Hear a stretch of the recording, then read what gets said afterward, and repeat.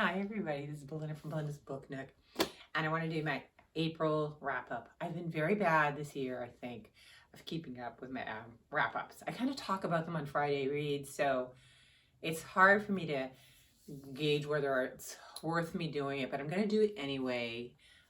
If you don't want to watch it, you don't have to watch me. But I'm going to talk about the books I read in April, my thoughts, and stay tuned for a little giveaway. All right, so April was interesting. I had a lot of intentions here with my TBR, and then things kind of fell off. So I did do some, but there were some books that I just kind of turned away, and it was okay. Which I didn't bring it over here, did I? I don't think it's in my other pile here. Yeah, there's another one too that I have that I didn't read. So let's get off first the ones that I didn't read in my wrap-up. I didn't read Cain by Jane Toomer. I DNF'd it. I thought that it was just not the right moment. It may never be the right moment, or it may happen, but it just wasn't, so I didn't force it. I put that down. The second book is going to be the giveaway book, and I'll talk a little bit about it right here. It's The Red Island House by Andrea Lee. Brand new book this year. There's a little smudge here from some lotion I think I had in my hands. But other than that, it's a brand spanking new book. I will take my bookmarks out of it. I tried and tried. I just really couldn't get into it. It follows a Black woman who ends up marrying an Italian man. They eventually move to Madagascar, where he builds this fabulous house for them. And they have servants and people that are taking care of the property, and her trying to kind of adapt to going to an African island as an African American and buying property and having the people there work for her and her husband. She grapples with that, and also a power struggle between the property manager the husband hires. I want to see what happens. So whoever gets this, please let me know what happens and if you liked it. But I thought, it would be a great book to give away. I love the cover. I if I could just keep the cover, I'd love it. But I think that you need to get the cover if you're going to get the book. And it just wasn't. And I'm not going to apologize for it. And it's not that the book is bad. It's just for whatever moment, it just wasn't connecting. And I kept trying and trying. And I was like, you know what? I am in the process of starting to purge my books from my bookshelf. So I need to keep what I think I'm going to read, or that I really want to keep that I've read. And other things got to go. So that's it. At the end of this video, I'll give you the information on how to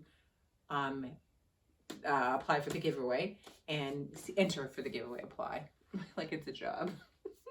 So there's that. So those are the two. Let's get that out of the way first.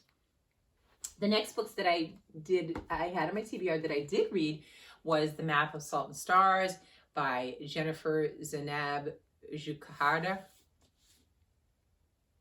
I don't know how to pronounce that.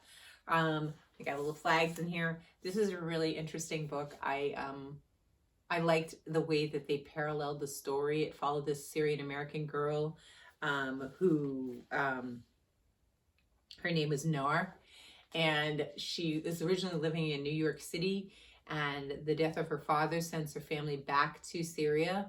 The mother makes a decision that that's the best thing for them, where she feels that they will probably have more support there now that the father is gone. It's her two older sisters, and her mother. It talks the stories that go side by side throughout the book. Every other chapter will be about Noor and her parents' return to Syria, and then about this, I'm going to say, mythical story of this mythical girl that the father tells her when she's growing up, these stories about, and her name was Rawia, and she becomes she has a similar scenario where her mother is widowed, and she wants to help take care of and help bring in money for the family. It's her mother, and her brother. And she decides one day that she's going to go off and make money for the family. And she, I think she's 16 years old. She disguises herself as a boy and calls herself, I think it's Rami. Is it Rawi or Rami? Rami. And she goes off to apprentice with El-Idrisi, who is a famous map maker that has been commissioned by the king, I think, of Italy to make a map of the world. So they have to do all of this journeying and around the world that in the time period, this is about, I think there's an 800-year difference, yeah, between Rauya and the present day girl Noor. And back then, there was a lot of fighting. And so she ends up becoming this fierce warrior. And so you hear her story simultaneously as you're hearing Noor's story. So Noor knows this story because her father had told her about it. But the interesting thing is that for Rauya to work with El-Idrisi to create this map, they have to travel to certain countries and stuff. And when Noor and her family go back to Syria, and these are not spoilers, I'm not spoiling the book, she goes back and there's strife. This is 2011, and there's all this strife in Syria, and they are forced to flee. And they start to journey almost the same trail as Rauya did 800 years prior. And so it's really good. It's really good how they kind of tie the two together. It's very fascinating to listen to. I ended up, even though I own this book and I will keep the book, I really enjoyed the audiobook. I love listening to the accents and the pronunciations of the words. So it was very much worth that experience. I thought it was a great book. I liked it a lot. And the more that I think about the story, the more I like it. Isn't that funny? Sometimes when sometimes I'm real critical when I finish a book, and then when I start thinking about it, I'm like, that really was a good book. I did really enjoy this one. So there was that one. Race and Raceless. I don't know if I have the cover. I don't think I have the cover in here, do I? That was an ebook. Yeah, I don't have the cover in here. But that was In Search of Family Identity and the Truth About Where We Belong by Georgina Lawton. Definitely doing a separate video. Not going to talk about it here. Just going to say that I really liked the book a lot because it was just, I'm still formulating. As you see, it's blank here because I have my notes in another place and I'm kind of putting them together before I put them in here in my journal. I really, really enjoyed that book. So that was another great read for the month of April. The next one that was a fabulous one, that was just one of those ones, just a book that you'd find. I stumbled across. It was called Waste, One Woman's Fight Against America's Dirty Secret by Kathleen Coleman Flowers. Definitely, okay, as you can see all the writing here, definitely warrants a book chat. We'll be doing a book chat. I'm going to try to do that next week. I was trying to do it this week, but I don't think it's going to happen. So I will do that next week and talk about my thoughts on it. Excellent read. Definitely going to follow this woman and what she does because I find her work fascinating and I think that it's very important. The other one that I read, which was kind of a secret one on the surprise, was Act Your Age, Evie Brown. And I think I do have the cover of that one in here for you guys to see. This is the third book by Talia Hibbert following the Brown sisters. The first one was Chloe, then there was Dana, and now this is Eve. Eve, she I believe is the youngest of the three sisters, and she's kind of struggling to find her, her way in life, and her parents are getting tired of her shenanigans and giving her kind of an ultimatum, and she ends up meeting what was his name? What's the guy's name? Jacob, who is an owner of a B&B, and things happen that lead her to end up working at this B&B and finding that she's really good at it. The story kind of just follows them. But what I like about her books is that she always has, not only the Black characters and they're interracial couples, but they have these really interesting, she always brings in things that people have. Like, for example, the first book, Chloe had fibromyalgia, the main character, Chloe. And I found out that the author, Talia Hibbert, suffers from fibromyalgia. And I think that it's really nice to see that written into a story. And it wasn't the main part of the story, but it was in there, and it was just bringing awareness to it. And this one, Jacob is, initially he's not sure, but he comes off kind of as a gruff character and a bit aloof, but he turns out that he is autistic, I believe. And so they talk about that a little in this book. So I really like how she's kind of putting that in. I don't know if there is another book. There's 3 books, like I said. If there's I don't believe there's another sister, so I don't know if they'll circle around or if she's just going to start something new. But I do enjoy listening to these. I listen to them on audio, and they are very funny. This one wasn't as laugh out loud funny as the last one, but I still did enjoy this book. The other one that I did, and I don't think I have the picture here, do I? I don't think so.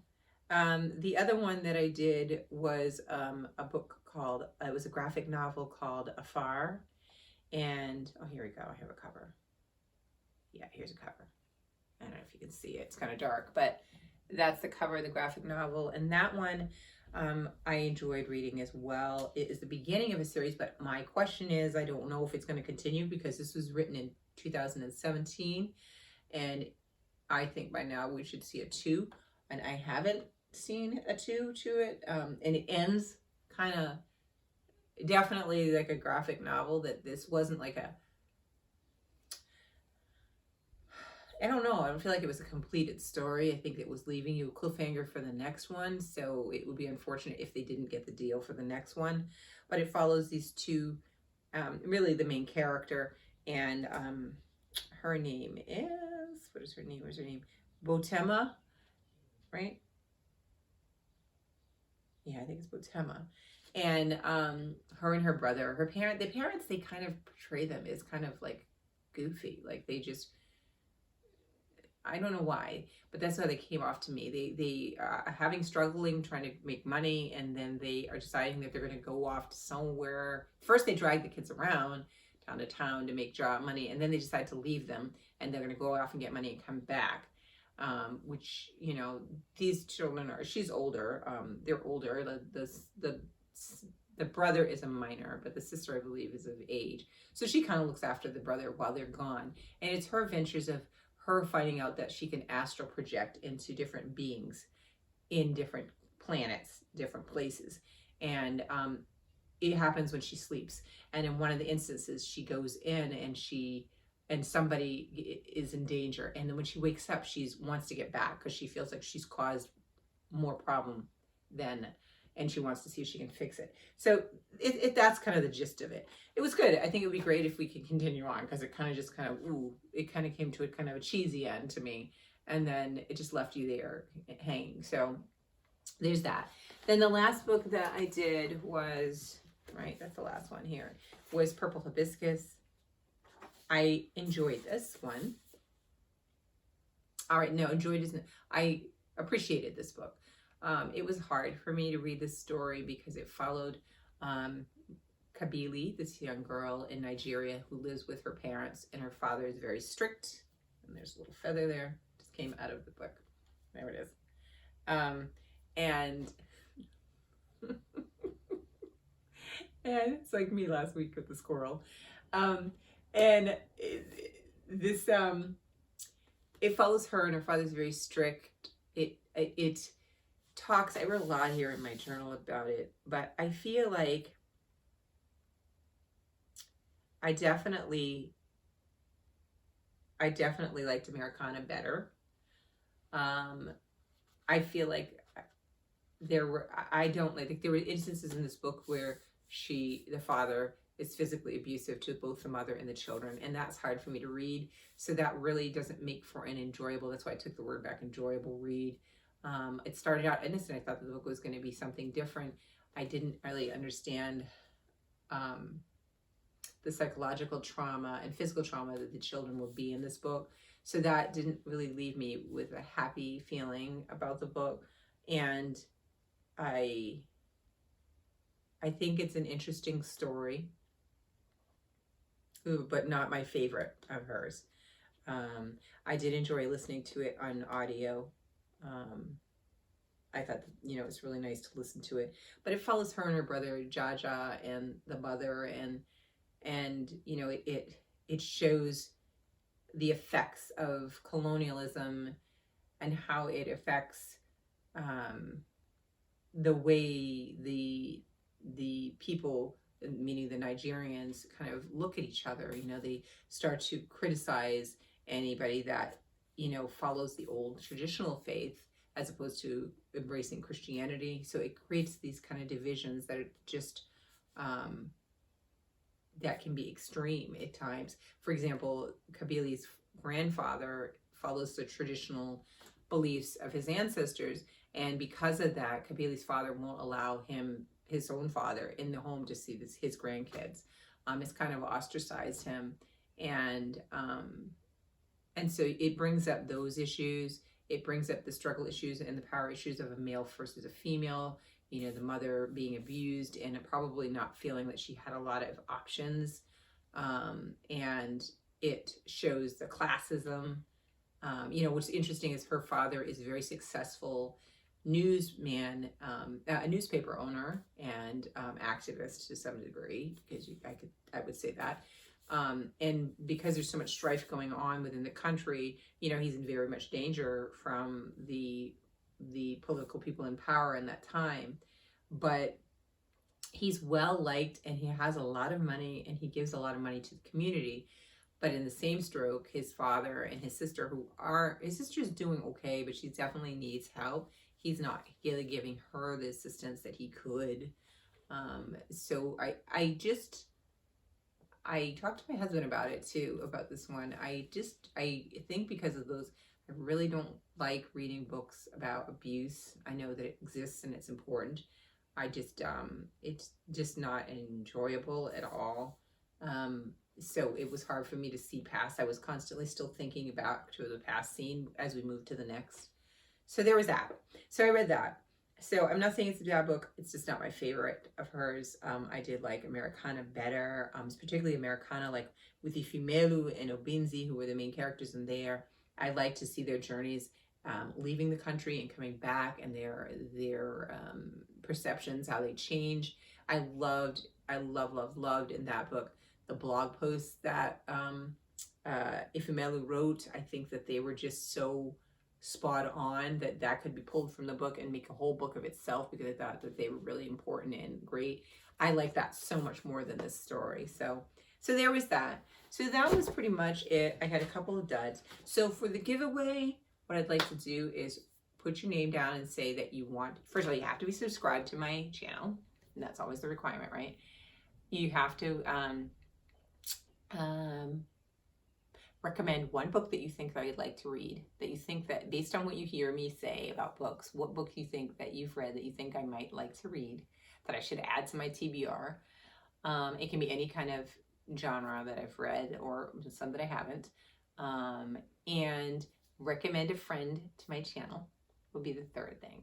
And that's it. And I will pick a name, and I will probably the end of this month or the first week in June announce a winner, and then I will I'll put in the description in here the end date for this, because we do want to make sure people don't keep putting their name in after it closes. But I will do that, and then I'll get your name and we'll exchange information so I can mail you the book. So it'll be for this book here, The Red Island House by Andrea Lee. If you want to enter the giveaway, have to be subscribed, have to recommend a book, have to tell a friend. Those are the three things. So I will talk to you guys later, and hoping May is going to be a fantastic month. I think it was a good April reading month in general. I had a couple that kind of just didn't make the cut, but it was okay. I think that I still recovered with some other really good books. So there it is, and we'll talk to you guys later. Bye.